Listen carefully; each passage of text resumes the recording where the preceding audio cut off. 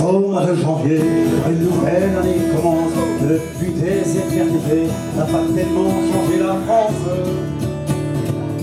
Passent les jours et les semaines, les deux décors qui évoluent, la mentalité et la même, tous les tocards, tous les faux. Ils sont pas lourds en février, à se souvenir de Charonne, des matraqueurs à serpenter, qui ignorent leurs besoins. La France est un pays de flics, de tous les rois de maçons, faire régner l'ordre public, ils assassinent impunément.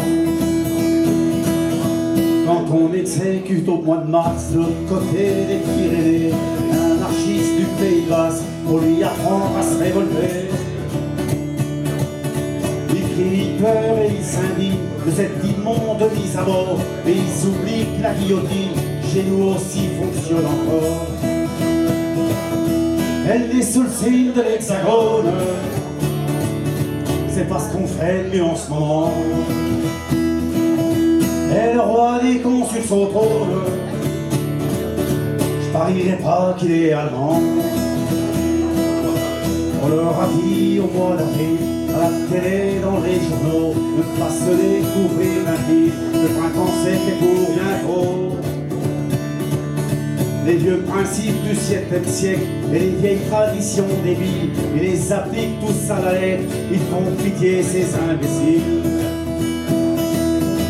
Ils se souviennent au mois de mai, d'un sang qui coule à rouge et noir, d'une révolution manquée qui faillit renverser l'histoire. Me souviens surtout de ces moutons, effrayés par la liberté, s'en allant voter par millions pour offrir la sécurité. Ils commémorent au mois de juin un débarquement de Normandie. Ils pensent aux braves soldats ricains qui venus se faire tuer loin de chez lui. Ils oublient qu'à l'abri des bons, les Français crient et vivent périns. Ils étaient bien plantés à l'ombre, qu'il n'y avait pas beaucoup de gens au moulin. Elle est sous le signe de l'Hexagone, c'est pas la gloire en vérité. Et le roi des cons sur son trône, ne dites pas qu'il est portugais. Ils font la fête au mois de juillet, en sourdine d'une révolution qui n'a jamais éliminé la misère et l'exploitation. Ils s'abreuvent de mal populaire, de l'artifice et le flonflon. Ils pensent oublier dans la bière qu'ils sont gouvernés comme des lions.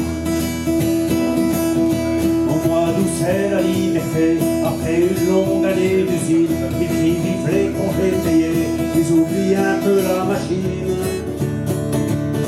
En Espagne, en Grèce ou en France, ils vont polluer toutes les plages et par leur unique présence abîmer tous les paysages. Lorsqu'en septembre on assassine un peuple élu de liberté au cœur de l'Amérique latine, ils sont pas nombreux à gueuler. Un ambassadeur se ramène, bras ouverts il est accueilli. Le fascisme c'est la gangrène à Santiago comme à Paris.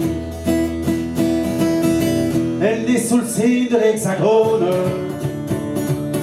c'est vraiment pas une sinécure. Et le roi des cons sur son trône, il est français, ça j'en suis sûr.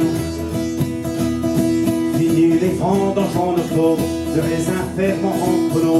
Ils sont très fiers de leur vignoble, leur côte du Rhône et de leur Bordeaux.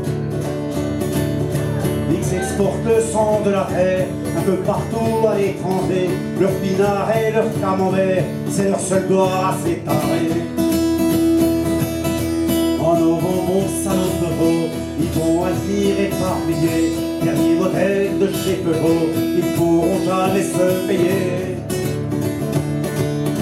La bagnole, la télé tiercée, c'est l'opium du peuple de France.